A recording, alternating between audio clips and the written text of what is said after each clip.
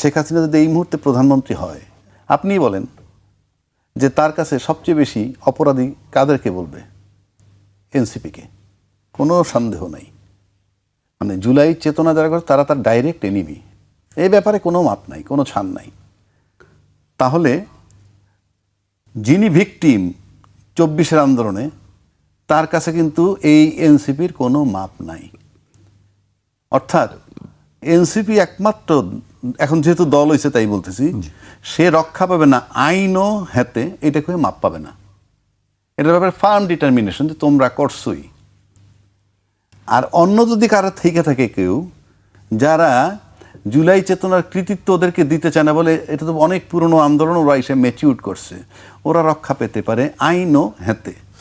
তাই হাতে কইব মানে তারা এনসিপিকে দেখাই দিবে, অর্থাৎ এনসিপির কোনো রক্ষা নাই। মানে ওইখানে হাতে নাই, ওটা এনসিপি। এনসিপি বলবে আইনও হাতে, বলার সুযোগই নেই তার, কারণ সে তো আইনও মানে তারা জানেই তারা কারা করছে, আর শেখ হাসিনা নিজেও জানে। সেই কারণে ওরা আইনও হাতে করে পার পাইব না। সে ইংরেজিতে বলবে হয়তো তখন, যেটা অর্থ আমি জানি।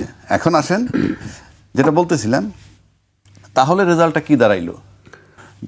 এখন মনে করেন যারা অন্য দল এনসিপি বাদ দিয়া যারা ক্ষমতায় আছেন বা যারা আছেন, তারা যদি এটা ভাবেন যে আওয়ামী লীগ মাঠে এসে, আমি বলতেছি আসার প্রেক্ষাপট পরে বলছি, কেমনে আসতে পারতেছে নিষিদ্ধ থাকা সত্ত্বেও সেটা পরে, কিন্তু তারা যদি কেউ ভাবেন যে আজকে আওয়ামী লীগ মাঠে আনে, নেইমাও যায়, অসুবিধা কি? পিটাইব তো এনসিপিরে, পিটাইব তো জামাতরে। জামাতরে আর এনসিপিরে পিটাই যদি হজম করতে পারে, তাহলে তৃতীয় প্রশ্ন যে আসবে না, সংবিধানের বাইরে তোমরা নির্বাচনের ক্ষমতায় কেমনে? এই প্রশ্ন আসবে না, কারণ গ্যারান্টি নাই তো।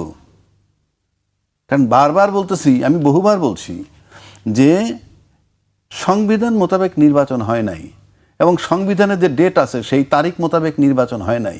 কেউ কেউ প্রশ্ন করবেন সংবিধানের তারিখ কোথায়? আমি আপনাকে দেখাই দিচ্ছি তারিখটা কোথায়।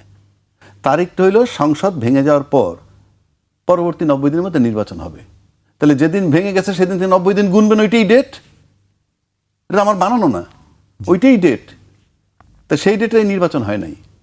তো আওয়ামী লীগ যদি মাঠে আসতে পারে, পয়লা আপনি খুশি হবেন যে এনসিপি রিপিটেইতেছে, দ্বিতীয়বার না আমি খুশি হব না, আমরা রূপকর, জি আপনি খুশি হবেন বা উনি খুশি হবে, আচ্ছা এনসিপি রিপিটেইতেছে, এরপরে জামাত রিপিটেইতেছে, তারপর তো সে ক্ষমতার দিকে, ওই দুটো যদি হজম করতে পারে তাহলে ক্ষমতার দিকে চোখ দিবে না সে? Not unlikely. এইবার আসেন, আসে কেমনে সে?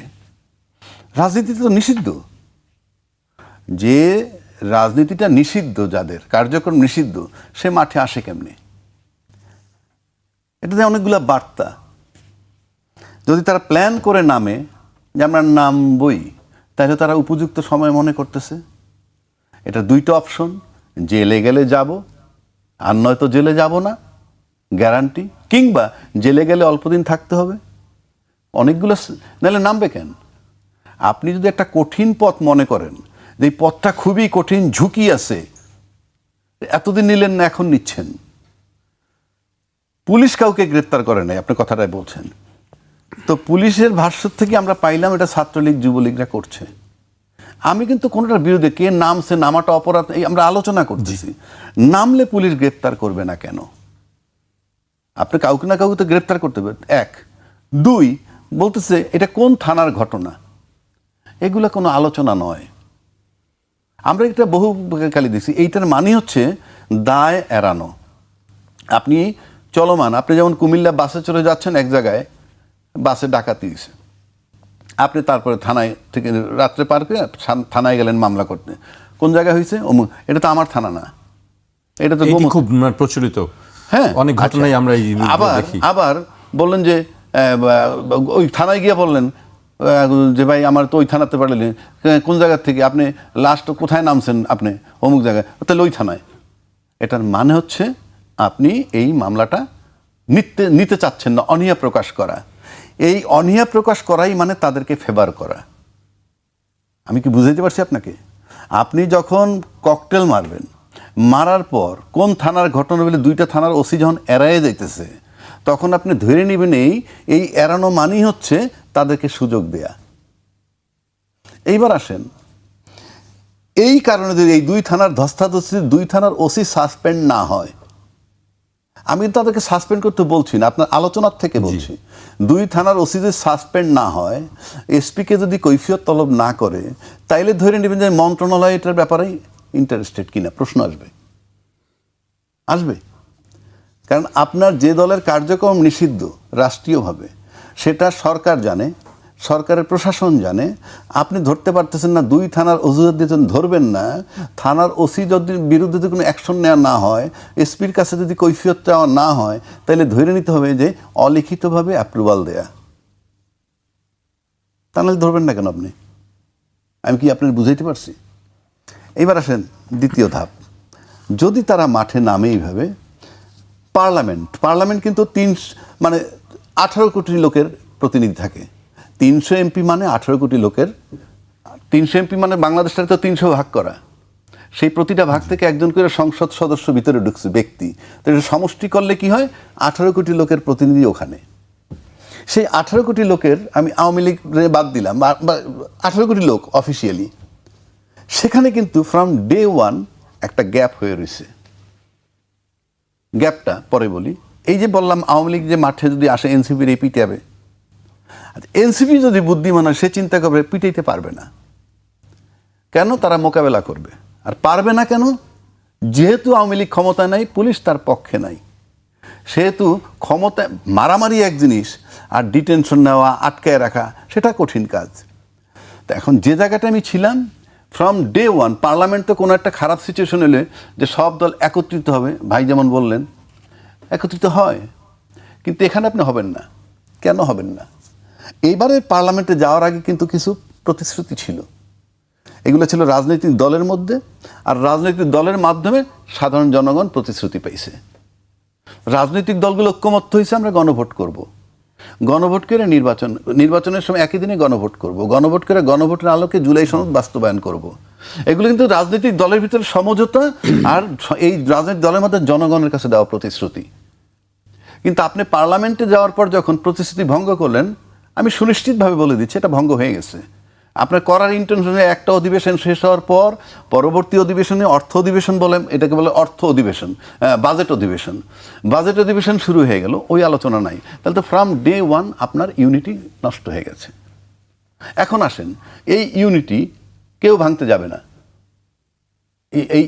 এই ইউনিটি আপনি ইউনাইটেড করতে পারবেন না। এই কারণে আপনি ওই যে প্রতিশ্রুতি দিছিলেন, এখন আপনি বাস্তবায়ন করতেছেন না, বলতেন বিরোধী দলটা কি করবে? আপনি তো 2/3 মেজরিটি নিতে, আপনি কিছু করতে পারবেন না। বিরোধী দলের এরা কিছু করতে পারবে না। ফলে আপনি মুখে যাই বলেন না কেন, আপনি নন কোঅপারেটেড থাকবেন। 2 নম্বর, প্রথম অধিবেশনটা আমরা কি দেখলাম? আমরা যে প্রথম অধিবেশনটা দেখলাম, পুরা যতদিন হয়েছে, এখানে আলাপটা হয়েছে কি? আলাপ হওয়ার কথা হচ্ছিল কিন্তু ওইগুলা, সেই গণভোট বাস্তবায়নের আলোকে সংবিধান সংস্কার না সংশোধন ইত্যাদি ইত্যাদি, সেটা কিন্তু আলাপ হয় নাই। আলাপ হয়েছে কি জানেন? গুপ্ত সুপ্ত, স্বাধীন পক্ষ শক্তি, বিপক্ষ শক্তি, এখন আবার আলাপ হইতেছে একটা কোথায় রেপ হয়েছে, সেই রেপ নিয়ে 30 মিনিট 40 মিনিট আলাপ হয়েছে। নামকরণের বিষয় আছে, নামকরণের বিষয় আছে, আরেকটি বিষয় যে জীবিত বাবাকে মুক্তিযুদ্ধের ঠিক আছে, বলা অনেক বিষয়। এই যে আলাপগুলো হচ্ছে, তারপরে ইংরেজি কিভাবে 71 সালে বাবা মারা গেছে, তো 81 সালে তার জন্ম, নানান কাহিনী। আপনি চিন্তা করেন তো, পুরো দেশটা, এটার ইম্প্যাক্টটা কি, এই রাষ্ট্রে এটার ইম্প্যাক্টটা কি? আলোচনার খোরাক হচ্ছে আর কি, আলোচনার খরচ ইংরেজিকে শুদ্ধভাবে বলছে, ওই যে একটু আগে আমরা হিসাব করে আসলাম, 2,76,000 টাকা করে পার মিনিট ব্যয় করে এই আলাপ। রাস্তা কাঁচা। আপনি পার্লামেন্টে আলাপ করেন, যদি আপনাদের সেরকম থাকে। সম্প্রতি ভারতে কি হয়েছে, দিল্লিতে, সেই দিল্লি কাণ্ড নিয়ে পার্লামেন্টে আলাপ করেন, যে এখানে কার অপরাধ, কি অপরাধ, এটা কেন হইল। পার্লামেন্ট আপনি সেই আলাপ করবেন, স্মার্ট পার্লামেন্ট। আপনি আলাপ করেন শুদ্ধ বাংলা কয় কিনা, শুদ্ধ ইংরেজি কয় কিনা, তারপরে রেপের ঘটনা নিয়ে, এইটার জন্য আপনাদেরকে জনগণ ভোট দিছে। জনগণ ভোট দিছিল যে কালে, সেগুলো তো নষ্ট করলেনই, প্রতিশ্রুতি ভঙ্গ করে ফেলছেন। যদি কোনোদিন এটা বাস্তবায়ন হয়, আপনি মনে করবেন সহজভাবে হবে না। আবার যদি কোনো বাজে পরিস্থিতি হয়, তাইলে হয়তো হবে, নাইলে এটা হওয়ার কোনো কারণ নাই। আর না করলে যেটা হবে, আপনি ডিভিশন করে ফেলছেন, আপনি কখনো ইউনাইটেড হতে পারবেন না। কারণ আপনি ক্ষমতায় যখন চলে আসার পর, আপনি যার যার তারটা দেখেন, তখন তো আপনাদের ভিতরে question of not trust, rather mistrust, ভিতরে যদি আপনার বিশ্বাস ভঙ্গ হয়ে যায়, কি হবে? যারটা সে সামাল দিবে। ইউনাইটেড আপনি করতে পারবেন না, কারণ দেশ সেই জায়গাটায় নাই। কারণ আপনি পার্লামেন্টে কি করেন এই দেশের জনগণ দেখে। জনগণ যদি এত মূর্খ মনে করেন আপনার সাথে হয়তো ইংরেজি বলতে পারে না, তাদের মেধা আছে। কেন বলছি? যারা খুব ভালো ইংরেজি জানেন, খুব বড় পণ্ডিত, খুব বড় পিএইচডি, চাকরি টোকান। কিন্তু রাষ্ট্র যারা চালায় খুব পণ্ডিত হইতো না, মেধা দরকার। জি, কারণ আমি একটা ছোট্ট কথা বলি, একজনে লেখাপড়া জানে না, সে বড় ব্যবসায়ী ভদ্রলোক মারা গেছেন। তিনি পোলার আইসক্রিম কোম্পানির মালিক আমানুল্লাহ সাহেব। তার ওখানে আমার যাওয়ার সুযোগ হয়েছিল একবার একটা কারণে। আমি স্মরণ করতেছি এই কারণে, মৃত লোকের গীবত করছি না, প্রশংসা করছি। টেলিফোন আসলো জাপান থেকে, তার লোক এসে টেলিফোনটা দিয়ে দিল, স্যার জাপান থেকে টেলিফোন আসছে। সে ইংরেজি কইব, কি কইব আল্লাহ জানে, আমি জানি লেখাপড়া জানে না। বসে বলতেছে আমান স্পিকিং, এলসি সেন্ড, ফ্যাক্স কাম, টেলেক্স কাম, শিপ নো কাম। এইভাবে ভাই 3-4 মিনিট আলাপ করছে। আমি বসা, আরেক ভদ্রলোক ছিল মেজর কামরুল, ভদ্রলোক মারা গেছেন। বাইরে এসে দুদিন আলোচনা করলাম, ভাইটাল কথা একটাও ছুটে নাই। এই কথা বলছে উনি, আর 1.5 মিনিটে, আমাগো লাগতো 7 মিনিট ইংরেজি ঠিক করতাম, ওইটা সেইটা। কিন্তু আপনার চমৎকার ইংরেজিটা, আমান স্পিকিং, এলসি সেন্ড, ফ্যাক্স কাম, টেলেক্স কাম, যেগুলো দরকার সেগুলোই তিনি ইয়েস, একদম কাজের কথাগুলো এটাকে বলে মেধা। সুতরাং এই পার্লামেন্টে কে কি ভুল কইলো, কে কতটুকু ইংরেজি জানে, আমাদের জানা আছে বাইরের থেকে, আমাদের জানা আছে, গল্প করে তো লাভ নাই। কে কতটুকু ইংরেজি জানেন, কে কতটুকু লেখাপড়া করছেন, আমাদের জানা আছে। আমরা যে খুব বেশি করে তাও না, জানা আছে। আমি আপনি পার্থক্য নাই তো, শুধু চেয়ারটা পাওয়ার পর আপনি বিরাট কিছু হয়ে গেছেন, এর বাইরে তো কিছু না। সুতরাং ওই আলোচনা বাদ দিয়ে আমি আবারও বলছি, দিল্লির ইস্যুটা পারলে আলাপ করেন পার্লামেন্টে। That is very important in the name of security even, plus দুই দেশের রিলেশনশিপ নিয়ে। আমি মোস্তফা কামাল ভাইকে দিয়ে শুরু করতে চাই। কামাল ভাই, সংসদ নিয়ে অনেক কথা কয়েকদিন ধরেই চলছে। সেই প্রসঙ্গটি আমরা রাজ্জাকিবের কাছে শুনছিলাম। তারপর ইউনিটির কথা বলছিলেন যে ইউনিটির মধ্যে একটি ফাটল দেখা যাচ্ছে, সেই ইউনিটি নেই। আপনি এই সব কিছু মিলাই আসলে কি মনে হচ্ছে আপনার কাছে? ইউনিটিতে এর মধ্যে যে গোলমাল ঘটে গেছে, এটা কিন্তু আর লুকানোর কোনো অবস্থা নেই। কোনো অবস্থা নেই। এমনও যদি হয়ে থাকে যে একটু চোখ টিপি করে সরকারি দল বিরোধী দল আমরা মহড়া দিয়েছিলাম, এটা বলেও আর পার পাবেন না। কারণ এমন কিছু বিষয়ে তারা অবস্থান পরিষ্কার করেছেন, আগামী দিনের রাজনীতিতেও তাদেরকে বিশ্বাস করতে বড় কষ্ট হবে। জামাতে ইসলামের বিপক্ষে অথবা শিবিরের বিপক্ষে যে কথাটা এসেছে যে তারা এখানে ওখানে গুপ্ত ছিল, তারা কিন্তু এটার ব্যাখ্যা দিয়েছে যে কী কারণে কিভাবে গুপ্ত ছিল। আবার হানা ভোটের প্রশ্নে বা জুলাই সনদের বিষয়ে বিএনপি অবস্থান পরিষ্কার করেছে যে তখন মাথা নেড়েছিলাম একটা কৌশল হিসাবে, যদি না নির্বাচনটা না হয়, অর্থাৎ তারা শব্দটা ব্যবহার করছে কৌশল, এটা কৌশল নয়, এটা এক ধরনের চাতুরি। তাহলে ভবিষ্যতে অথবা বর্তমানেও তো আমরা প্রশ্নবিদ্ধ যে এখন যে কথাগুলো বলছেন এগুলোর মধ্যে কোন চাতুরি আছে, আবার আগামী দিন আর একটা বলবেন কিনা। তো বলতে বলতে গিয়ে এমন সব শব্দ, এমন সব তথ্য আপনারা নিয়ে এসেছেন, আপনাদের ভাণ্ডারও খালি হয়ে গেছে।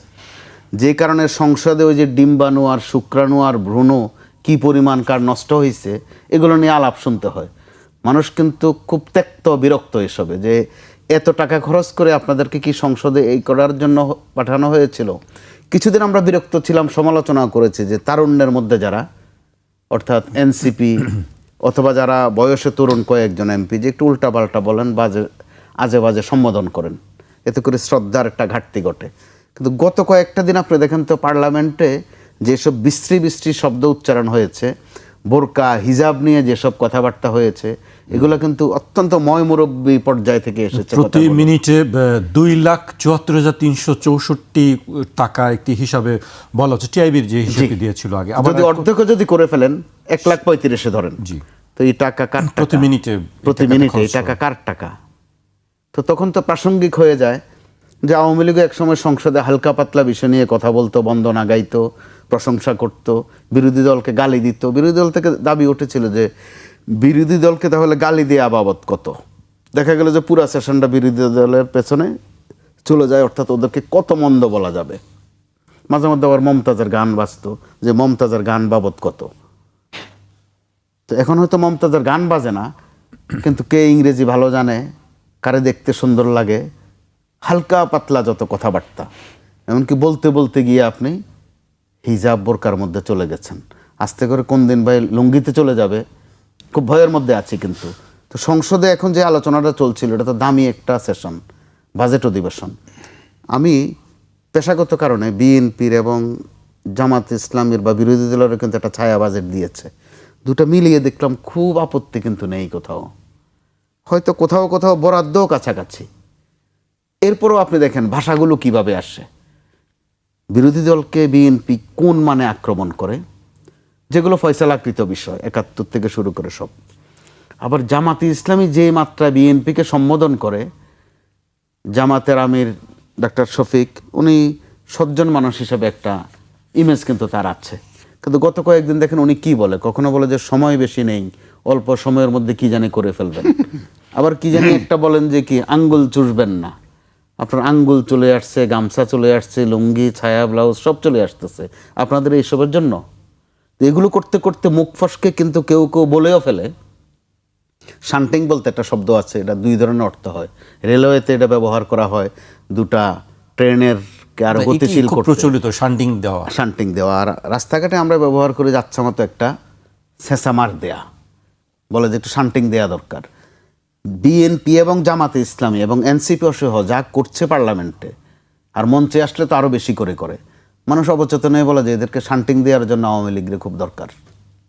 এটা ভালোবেসে বলে কি ঘৃণা করে বলে তা নয়, অর্থাৎ তার মনের বার্তাটা সে দিচ্ছে অথবা মনের বেদনাটা সে প্রকাশ করছে। এই দেশের বেশিরভাগ মানুষ তো একটা নির্বাচিত সরকার চেয়েছে, তারা যে পরিষ্কার করে বিএনপিকে চেয়েছে তা কিন্তু বলেনি। বলেছিল যে একটা নির্বাচিত সরকার আসলে সব সমস্যা ফয়সালা হয়ে যাবে। কিভাবে? মাগুরায় যখন আসিয়া দর্শন হয় তখনও বলেছে যে একটা নির্বাচিত সরকার থাকলে এটা হইতো না। আপনার অফিসের কাছেই মেট্রো রেলের যখন একটা গ্লাডার ভেঙে পড়েছে বা বেয়ারিং, বলে যে একটা নির্বাচিত সরকার থাকলে আজকে আর এই অবস্থা হতো না। এটা দোষের নয়, এটা এক ধরনের প্রতিক্রিয়া বা এক ধরনের আকাঙ্ক্ষা যে নির্বাচিত সরকার আমলে কাজগুলো স্মুথ হয়, একটা অথরিটি শক্ত হয়, আবার রাজনৈতিক শক্তি দৃশ্যমান হয়। আমরা রাজনীতিবিদদের যত সমালোচনাই করি, দেশটা রাজনীতিবিদরা গড়েছেন, যতটুকু ভালো করেছেন এটাও রাজনীতিবিদরা করেছেন। রাজনীতিবিদরা অনেক কিছুর ফয়সালা দিতে পারেন। আপনি আমি গণমাধ্যমের কর্মী হয়ে যত শুদ্ধ সঠিক বাংলাটাই লিখি না কেন, এটা তত শক্তি নাই এটার। রাজ্জাকি ভাই আইনের একটা অভিজ্ঞ মানুষ, আইনের খুঁটিনাটি সব জানেন। ওনার জানাও নিরস হয়ে যাবে একজন রাজনীতিবিদদের সাহসী উদ্যোগের কাছে। আমি একটু গল্পের ছলে বলি, আমাদের কুমিল্লা যে অঞ্চলে বাড়ি, শিক্ষার হার প্রচুর, কিন্তু মাঝে মধ্যে এমন এমন কাণ্ডকীর্তি নিয়ে দিনের পর দিন মারামারি হতো। সাবজেক্ট কি? যে টুপি গোলটাতে বরকত বেশি না লম্বাটাতে সওয়াব বেশি। সব কাজকাম খেমা দিয়ে ওইটা নিয়ে চলে যায়। দোয়া ভালো না মুনাজাত ভালো, কোনটা দোয়া কোনটা মুনাজাত, মানে যে ফয়সালা হয় না। আর একবার এক সময় একটা গন্ডগোল লাগলো, আমার মনে আছে স্পষ্ট, যে গোসলের ফরজ কয়টা, হাত নিচে বাঁধতে হবে না উপরে উপরে বাঁধতে হবে, এগুলো একটি। তো গোসলের ফরজ কয়টা আলেমরাও ফয়সালা দিতে পারতেছিলেন না। স্থানীয় একজন অভিভাবক ফয়সালা দিয়ে দিলেন যে গোসলের ফরজ 3টা, সাবান, লুঙ্গি আর গামছা। তাৎক্ষণিকভাবে সবাই মেনে নিলেন যে আসলে এটা একুরেট ফয়সালা। এটা হচ্ছে রাজনীতিবিদদের প্রতি মানুষের ওই আস্থা ভক্তি, কিন্তু গত কিছুদিন থেকে তারা ওই আস্থা ভক্তি কিন্তু বরবাদ করে দিচ্ছেন।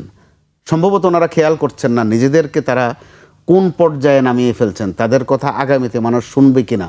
প্রথমেই প্রশ্ন করবে যে গতকালকে আজকে বললেন যে ওইটা ছিল ফাও, ওইটা ছিল ভং, ওইটা ছিল লুকোচুরি বা আপনাদের বাসায় কৌশল, আজকে যেটা বলছেন এটা কোনটা? অর্থাৎ ওই গ্রহণযোগ্যতা তারা নষ্ট করে ফেলেছেন। আর নিজেরা নষ্ট করতে গিয়ে আমাদের যেই তারুণ্য, অর্থাৎ যাদের নাম এখন এনসিপি, এটা তো নতুন নাম, এই তারুণ্যকেও এর মধ্যে বরবাদ করে দিয়েছেন। কারণ তারাও তো অলরেডি একটা দলের সাথে মোটামুটি অঙ্গীভূত হয়ে গেছেন। ওই নিজেদের যে ওজনটা, যে গ্রহণযোগ্যতাটা, এটা সম্ভবত তারা টেরও পাননি যে তারা কত বরবাদ হয়ে গেছেন।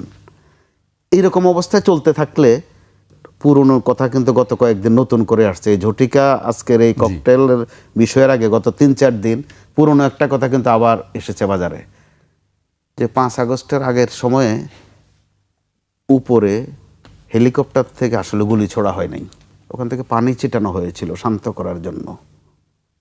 এই পুরনো কথা তাজা করা হচ্ছে কেন? আবারও এসেছে তথ্য যে শেখ হাসিনা কিন্তু পদত্যাগটা করে যেতে পারেননি।